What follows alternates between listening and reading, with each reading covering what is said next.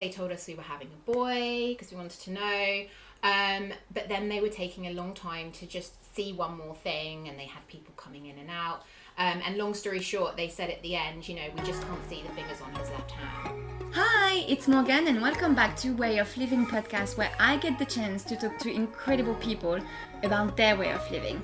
And today I've got the chance to talk to Catherine Allen, and she's going to talk about her son who has an upper limb difference and how it changed her life, and how to be a successful mom when you have differences in your family. Hi, Catherine. Hi. How are you? I'm good, thank you. Yes, so we are going to talk about you today. Mm-hmm. So you have the whole platform of social media and to talk about your experience as a mother, because your son, as I said, has a disability. Mm-hmm. And I would like to know personally as well, for the people listening and watching, how did it change you as a person? Yeah. And as your motherhood as well, like how did you see being a mother? Mm-hmm. Not that it's always actually platonic, you always change. Of course, yeah. So can you tell me about yourself? Mm-hmm. In general, before the kids and... Yeah, back in the day. So I went to uni and I studied psychology. Mm-hmm. I loved psychology, didn't really know what I wanted to do with it, but I thought it was very versatile. But I kind of fell straight into a job before I'd even had my graduation ceremony, which was for a concierge company. And from there I became what they call a lifestyle manager, which is kind of like a PA for high profile individuals. And basically just managing every element of their life. So it was very full on. It was very much like a work hard, play hard kind of environment and career. And from there, I was headhunted to do purely just the recruitment for those same types of clients. Before then, my jobs had primarily been in the area, and I was headhunted to go and work in central London, and it just got even more hectic, even more networking, especially for recruitment. That's the sort of thing you end up doing.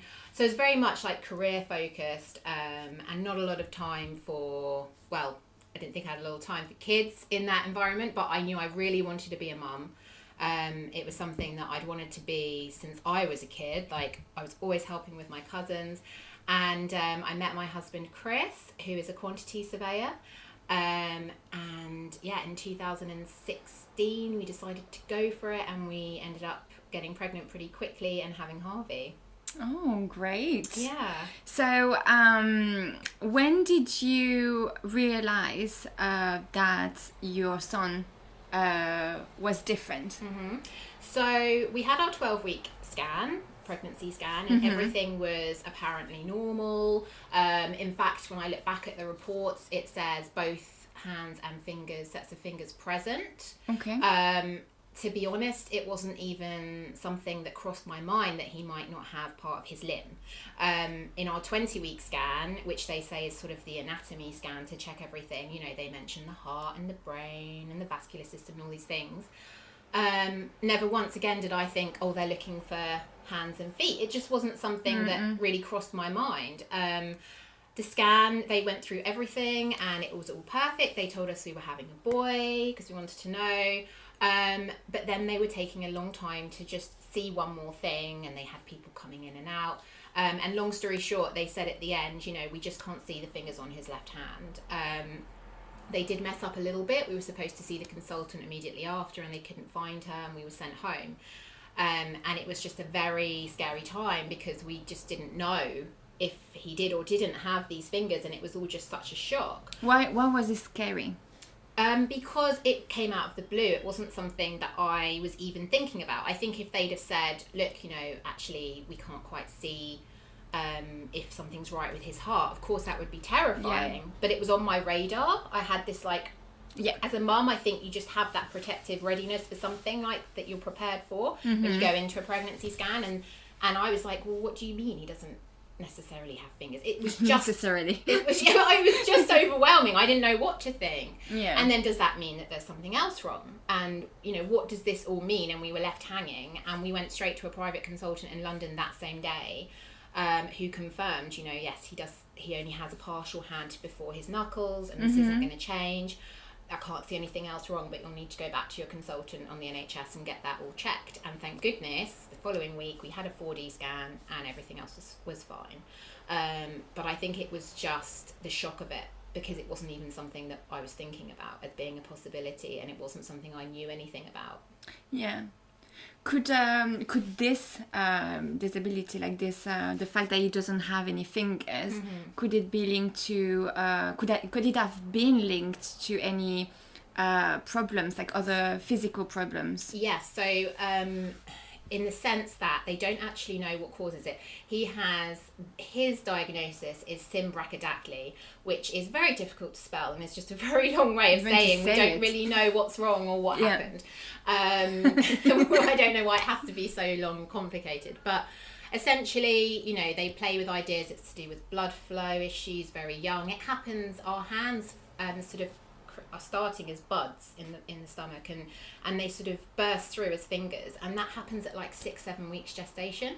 It's very early, and they really don't know why some people don't grow fingers, or they might not grow this part of their arm, their lower arm, and they really just don't know why, but they have linked it to, sometimes it happens in conjunction with other things. And that can be Down syndrome, that can be something which was very scary, was something called trisomy 18, which is basically not compatible with life. Very few fetuses survive after birth or even get to birth. And if they do survive, they're severely, severely disabled. So he had a small cyst on the brain, which is also linked to trisomy 18. And although we were told he didn't have it, the fact he had 2 markers for it petrified me. And to be honest with you, by the time we came out of that, and that cyst had gone by the end of the pregnancy on one of our final scans. So you could see this on the scan? Yeah, but it can be a normal thing in pregnancy. Okay. And it just dissipates at about 30 weeks. And we had to go back, and I remember it vividly because it was just before Christmas. And my mum told me that when I was in the scan, she was by the Christmas tree, praying on her knees that he was okay. And we went to the scan, and he was okay, and the cyst had gone, and they said it's definitely just his hand. And to be honest, after that, his hand was nothing. So 30 weeks, you had to wait until 30 weeks. About 10 weeks of waiting. They did tell me, to be fair, that they didn't think he had it, but you don't need to, you don't need, all you need as a mum is the tiny 0.1% chance that they have it, and that's all you think about. And with Harvey, he's 1 in 40,000, so it's 1 in 40,000 chance that any of us will have a child with an upper limb difference. When they do a Down syndrome test, it's if you have a 1 in 2,000 chance come back on your test, they say you're good. It's probably not that your baby doesn't have Down syndrome. He's 1 in 40,000, so to me the stats went out the window. And if he had a tiny remote chance of having this trisomy 18, I was going to think about it for the next 10 weeks until I was told otherwise. So when they told us that no, he definitely doesn't have it, and it's just his hand was nothing to me anymore, because he was healthy. And as he was born and he's been growing, he's just proven to me that his hand really is not a big deal. And I say that genuinely, because I have no fear that physically he is going to achieve everything. He even overachieves for his age physically. But my only fear is that although this world is wonderful and amazing in so many ways, it also can be harsh and mean. And I think any parent worries that their child may be bullied or picked on for something. And when they have a visible difference, that that's an easy target. And I just want to make sure that his amazing personality and sense of humour and self-belief that we are putting into him doesn't ever get knocked out. And I think that's my biggest fear, is that he'll be knocked down by the world. And I'm sure he's going to prove me wrong, and that that's not even a realistic fear to have. But I think as a mum, whether you're worrying whether your child's too cold and won't put their coat on outside, or you're worrying about bigger things, you're always worrying. You're always worrying. This is part of being a motherhood. Worrying. Yeah. Always. About everything. Yeah. So I guess that you had like this wonderful idea of being a mom before you became pregnant. Yeah, of course. How did it change your perspective when you was maybe still in your belly actually, but when he was born as well, how did you change your way of thinking about how to be a mother? You know, how because of his difference. Yeah.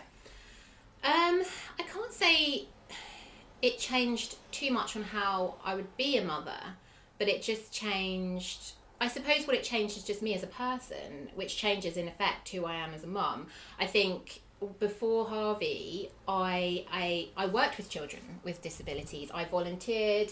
You did? Yeah, not like a sign. I know.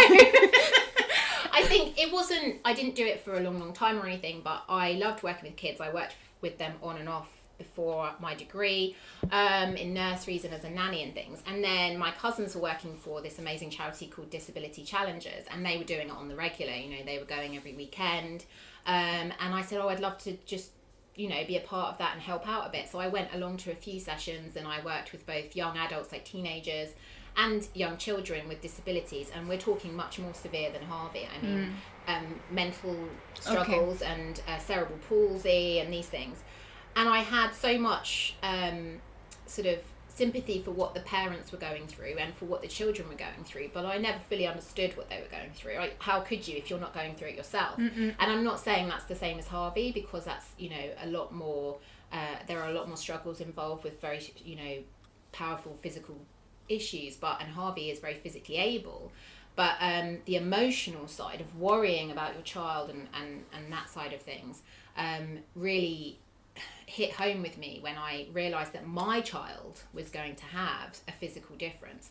And since then, I just completely changed the way that I look at it. So if I'm in a supermarket and I see a child in a wheelchair or a child with a difference, then I am not going to, and if Harvey points it out, which he's not really at an age yet where he has, but even myself, I'm not going to walk away from it and walk down the other aisle, so to not have a bit of an awkward, so I don't awkwardly look or something. I'm not going to ignore it. If Harvey asks me in the future, why is that child different? Why is that child in the wheelchair?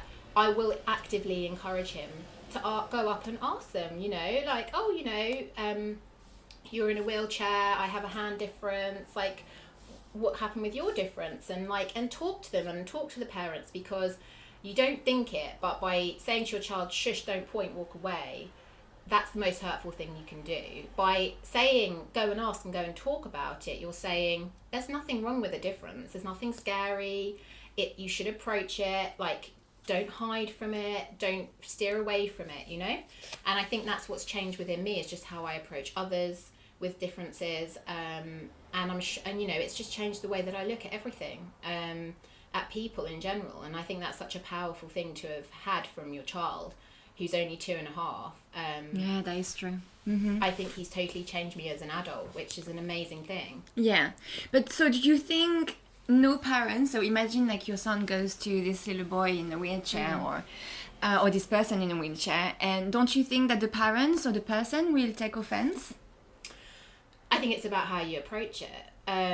Children are going to ask questions. It's in their nature to discover the world, to discover the things and people around them, and they are going to ask questions. If we teach our child from a young age, do not ask questions about disabilities, it's a taboo subject. That's essentially the message. You may not be trying to give that message, but that's essentially the message you're giving to a young child. Yeah. We mustn't talk about it, we mustn't approach them. So as they grow, that's subconsciously in their brain that oh, I've seen someone in a wheelchair, I'm not going to deal with it. I'm not going to look, I'm not going to talk to them. And I think that that's such a powerfully incorrect message to give a child at a young age. And I think we have to get over our own fear as parents and as adults to go up to that person, or not even go up to them, but just verbalize so they can hear, oh, everybody's different and you're different because of this. And they don't have to have a disability. Maybe they're really not that great at maths, or they're great at maths, or they have glasses, or they have different colour hair to someone, you know. And I think that by just not running from it, which is our innate response a lot of the time as adults, and just by embracing it, you're not only making that parent and that child feel included and accepted, but you're teaching your child and the future generation that's, you know, that is the new normal. That needs to be our normal. Yeah, I completely get that. But, you know, we hear so many stories as well about like parents taking offense when people are looking, are staring. Like there was this little kid in a pushchair that I read an article about, and I don't remember the disability, but his skin is burning his face. So you know, like those kids, they don't have hair and like their face is really red. Yeah, it's a very rare skin disorder. I can't remember the name, but I follow someone who has a little girl like it in America. Yeah. And she was really angry about what people were saying or what she could overhear, or like the stares. And I completely get that, because if my kid were like different, I would not want everyone to stare or ask question all the time, because you're repeating yourself all the time, and your kid is hearing, so I'm different because people are asking me question. I understand that. I think that you have to judge a situation, how that parent is looking at you, reacting to you. 9 times out of 10, I think, coming from a mum that has had a lot of people staring, it's much more damaging for someone to stand and stare and whisper and point than it is for them to just open their mouth and verbally say, hey, we're all different, and this child's just different because they were born this way, and that's fine. That's fine, we're all different, and that's the great thing about life. And you can literally just say that so the parent can hear it and then walk away. And that parent feels accepted. You're not pointing, you're not staring, you're explaining to your child, who's naturally inquisitive, that it's okay to be different, and you're teaching your child that it's okay to accept their child. And I think that's so powerful for parent and child. Obviously, if you don't feel that you want to go and approach them, you don't have to, but just don't run away, don't whisper, don't stare, don't point. I think that's the damaging part. And do you think we should educate adults? Because that's kids, of course, they're curious.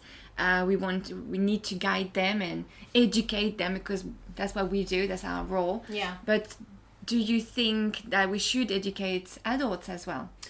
I think we should, but doing it's a different story. I think it's a really tough thing to change people's perceptions, which is why I feel so grateful. I've never been, I would never say that I was anti-disability or any of that, of course. And like I said, I worked with children with disabilities, but I don't think I was fully aware how damaging it can be to parents and children with disabilities to just react in the wrong way. And I think that it's very difficult to, unless they are personally affected by a disability, to really help them understand how to be around it and what they can do to help. But I think people are open to changing and to teaching their children about differences, and I think this is such an amazing generation for Harvey to be born into. Even just 10-15 years ago, I think it would have been a lot harder for him growing up. Now we have brands like Primark and H&M with children with disabilities, and probably because I'm just very aware of the upper limb difference, that I see that so much more. But Primark had a model recently in the window on a billboard with a partial arm. H&M and another brand in America had a child with an upper limb difference. We have some friends in New York who have a little boy called Jackson. His hand is almost identical to Harvey's, but on the other side, and we went and met them when Harvey was younger, which was amazing. He is like on the road to be a professional basketball player. He's super talented. We watched him play in half-time in Madison Square Garden. And he's fantastic, and his sister is a professional model for Gap and a lot of brands, and they asked for Jackson to come and be in a campaign with her, which is fantastic because it was a huge clothing range, and we're getting it out there in front of people without them even realising this is being accepted now, this is normal, this is okay. And I think that is the best way we're going to educate adults on differences. And I think also that it's the kids and the future generations that are really going to guide this. And that's why it's so important that we raise them to understand that differences are normal. By showing it's just normal. It's just there normal. Is no, everyone is different. As you said earlier, like hair color to limb and everything. So, do you think social media helps as well? Because massively. Because even with YouTube channels, there is so many kids who talk about their differences and by putting it out there, as you said, it makes it completely fine. And then Harvey could actually compare himself and there is worse than him, there is better than him, and people are actually successful, even if they're different. So do you think you're gonna expose your son to social media maybe earlier than you were expecting? I think that social media is terrifying for all parents, whoever your child is, for so many reasons that we can't even go into today, but any parent would understand. And I think especially if your child has a disability, you're worried about what people will say and what's out there. But at the end of the day, he has to grow up in the world that we live in, and you can only protect him so much. And I think there are wonderful things about social media. We go to an annual event for the charity Reach that we're a part of, which is for children with upper limb differences. And once a year we all meet up and have a kind of almost just like a party, a dinner, we have a conference, and we all just hang out. And I've met some people from the older generation who have all different types of upper limb differences. And, I've learnt from them very much so that it was not the world that we live in now when they were growing up. And I think maybe a lot of that was because of lack of education, because you were never exposed to it. People didn't travel very much. They stayed in the same town or village that they grew up in. They did not see differences, and that's all kinds of differences, different races, different cultures, different religions, different skin types, and so if they did come across it on a rare occurrence, it was more scary to them because they didn't understand. They feared the unknown. And now social media is putting it out. Everyone can see everything, which is fantastic. And I think definitely when I feel Harvey is ready, he can go on social media, and I'll warn him there'll be things you don't like. But that's the case with everybody. And you just have to ignore it. There are going to be loads of trolls online, and they just want to get a rise out of you, and you just block them and move on. But I definitely think that it can be a powerful tool, not only for the kids but for the parents that want to connect and compare notes. Compare experiences. It was a big thing for us when we found out about Harvey before he was born. I found a lot of families on social media, which is why I didn't actually join the Reach charity until later, because I didn't feel that I necessarily needed it, because I already had a great support system. And that's how we met Jackson's family in New York, and that's how we met families in our area, and that's all thanks to social media. And I can sit there and watch videos of kids achieving, and I wouldn't have had any of that without social media. So when did you join Reach? So we joined Reach when Harvey was maybe 1.5. And we knew about it because our consultant told us about it, but I'd already started researching when I first found out about Harvey's hand difference, and I'd found an amazing Instagram account called Lucky Finn, and they're an American-based sort of charity.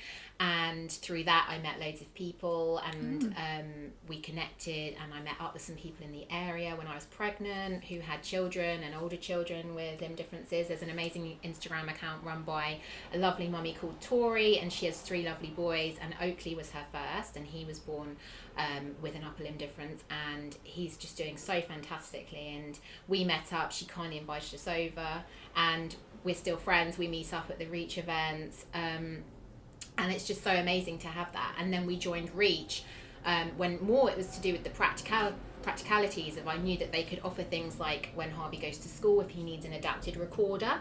I don't think he's going to need anything when he learns to drive, but they can offer help with adaptions for cars.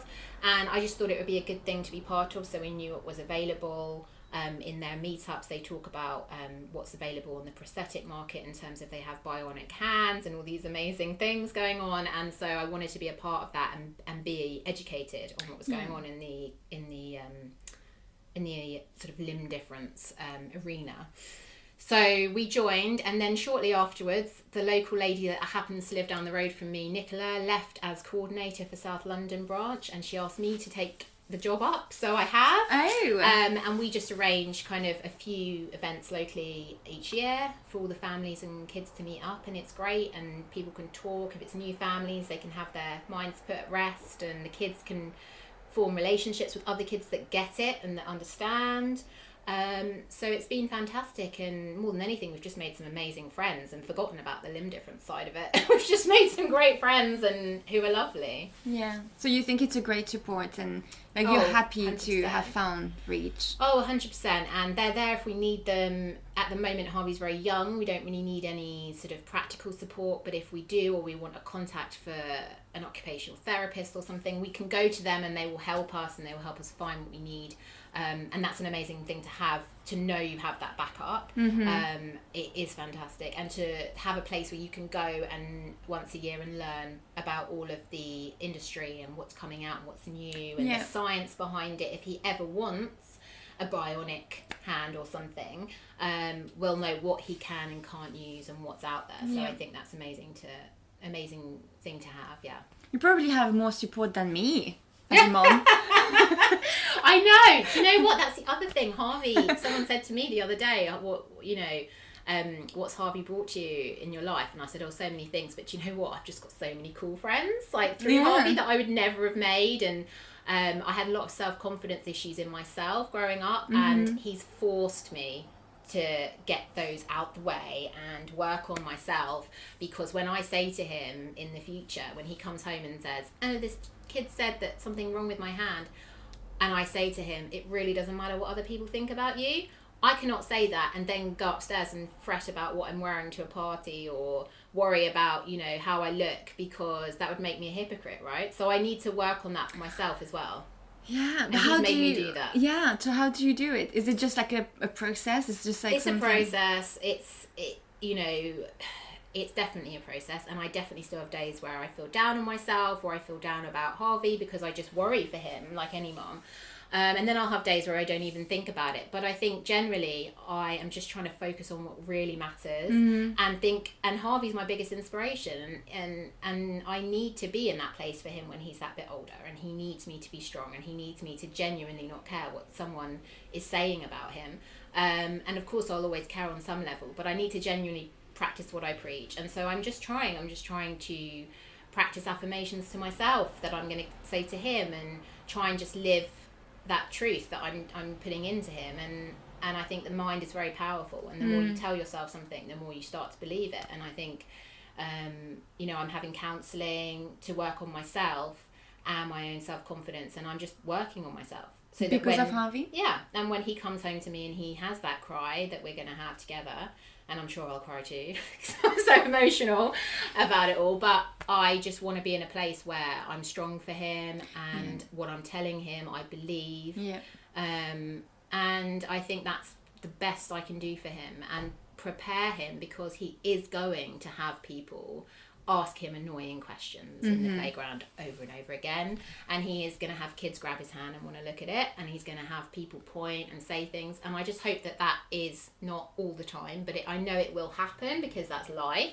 So for me, it's about preparing him for that and giving him so much love and confidence and self-belief that he's strong enough to take it and move forward and realise how amazing he is, and that those things don't matter, and his true friends will see him for his soul and his amazing personality. Yeah. I think as well, like in school, at least in the UK, I know that they try to have very like mixed classes with races, religions, and as well with disabilities. I know that Lilu's just started school, and she has a little boy in her class who has trisomy 21. Oh, so that's a Down syndrome? The Down syndrome, yeah, sorry. And they have like a child with a wheelchair, in a wheelchair as well, so they try. So I know that if they have this, teachers are educated for like and that's kids, so important, that the teachers are educated. And I have this book called Different is Awesome, and it's by a guy called Ryan Hack, and he's in America.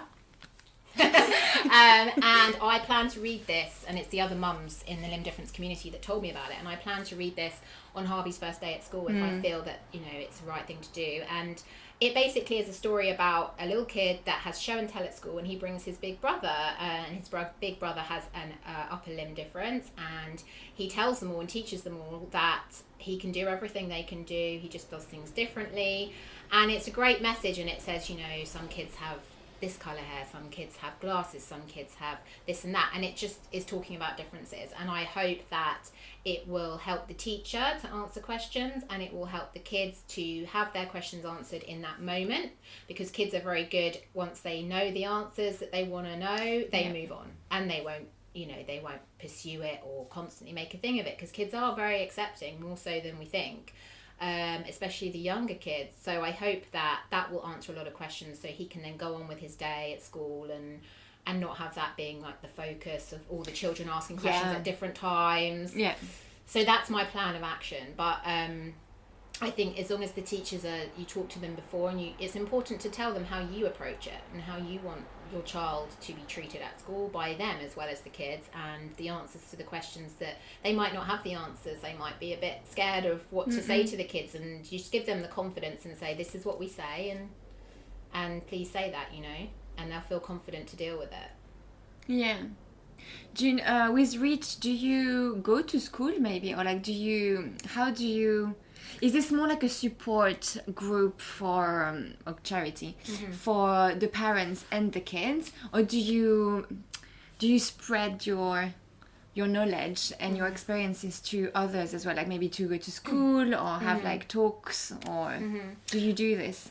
Well, we have people come in, but they're very much part of the limb difference community, and that is a good point in a way. I think really it's up to the parents going out, the Reach members going out, and just being open about their children and about their experiences with differences. If there's something, schools are getting much better at talking about differences. If there's an opportunity to talk about it and to talk about Reach, like I'm doing today, like to just snatch that with both hands and just spread the awareness of differences as much as possible. And I know it's improving. There's a CBeebies presenter that has an upper limb difference that was on TV a while ago, and sadly the parents, a lot of parents reacted badly and said wrote in, said their children were scared and they shouldn't have had it on. And I think that is showing us how much work there is to be done. But the children are probably okay with it. They just had questions, and it's about how you answer the questions. But I think that the charity itself, as far as I know, doesn't do a huge amount to bring people outside of the limb difference community in, but they give us so much knowledge and support that we can take that out and we can share it, and we can talk to kids about it. And it's even just going in the playground and a child coming up and asking about Harvey's hand and how I respond to it, that's important. And I think Reach gives us that support system and that knowledge to do that. That's incredible, really. No, they're fantastic. They're just a family. That we refer to ourselves as a family. It's not a cult or anything, but we do feel like family, because they're the only ones that know. They're the only ones that understand fully what it's like, and they're an amazing resource for families like us. Personal question now. You don't have to answer. In your relationship, you're married. Yes. With your husband. To Chris. Yes. To Chris. Hi, Chris. Did it impact your relationship, good or bad? Well, I think it definitely affected us, but I'm happy to say I think it brought us together. When we found out, I can only describe Chris as like a rock of positivity. Really? Of course I think what we went through was trauma, because we didn't know what to expect and we didn't expect it, but we went through it together. And when I was unsure and I was worried about how Harvey was everything goes through your head. How's he going to use cutlery? How's he going to go on a scooter to school? How's he going to drive? How's he going to play a recorder? All these things go through your head at 100 miles an hour. I never thought about that. So many things. How's he going to hold a cup when he's a baby? Yeah. How's he going to self-feed? Everything in this world is built for someone with two hands, just because most of us have two hands. And so he has to adapt. But over the 2.5 years he's been here, he's just shown me that none of that's a problem. Mum, stop worrying about it, which is great. But for Chris and I, of course, before he was here, and we could see that, we were totally petrified of how he would do it all, because as people with two hands, we couldn't fathom it. And when I panicked and I worried Chris was there, I'd wake up in the night and just start sobbing, and he was just a rock, to be honest. And he was so positive. My son's gonna be fine. He genuinely believed it. He's like, he's going to be fine, and we're gonna instill so much confidence in him. He's gonna achieve everything in his own way. Yeah. And so it really brought us together, and I don't think I could say there was a moment where I felt he was unsupportive or standoffish about any of it. And I'm really lucky in that way. And if you have a partner that's there for you in a time like that, it's fantastic. But don't underestimate the power of a single parent either. And whoever you are, if you're going through something like this, the inner strength that you find, honestly, that's another thing he made me aware of. I did not know how strong I was until that happened. And I went into mum mode. I wasn't going to stress. I wasn't going to panic because that would be bad for the baby. And you just find this inner strength and you get through it, and the child teaches you that it's fine. Yeah. I think another thing that I watched, well, I was talking to you about this earlier. This mom who raised awareness for like a disability or something, like an illness for babies, and that the NHS doesn't really didn't really talk about before. And she said something that hits me like so hard. Kids choose, like babies, they choose their parents. And like I know that, well, I don't know, but probably that I was not meant to have a very hard kid or a disabled kid, like mentally, because I don't think I would be strong enough. But like, for example, like Harvey chose his parents because he knew that his daddy was going to be like a rock for the mom, and the mom was going to actually do was going to do so much for him and for other parents and for Rich, you know. So I think you were supposed to be that strong. Like, he didn't really make you strong. Of course, like, he made you find yourself, like your inner strength. But I found that it's amazing that you're actually doing something for him and for other parents. Thank you. And I think that you do underestimate yourself. I think you would be okay. I think you would smash it. But until you have that child that brings you that challenge, you won't know how strong you are. And I don't want to ramble on for too long, but I have an amazing lady that I see called Justine, and she is a naturopath and a fertility expert, amongst other things, but she's also very spiritual and psychic. And for those that do believe in this, when I had Harvey, well, before I had Harvey, she told me exactly what his hand would look like, and she told me that he had a little nubbin on his thumb area, which the doctors told me he didn't have, which he does have. And she told me she saw him as an adult, and I won't go into details because it's for Harvey to prove us all what he wants to do, but she told me about an amazing future for him. And one of the things which I loved was that he's going to be a massive advocate for the limb difference community, and also that he chose us, which is what reminded me. So I don't know, I really believe in this. Some people don't believe it, but I love the thought of it. And I always say to him every day, thank you for choosing me as your mum, because it's been the most amazing journey for me as a person and as a mum.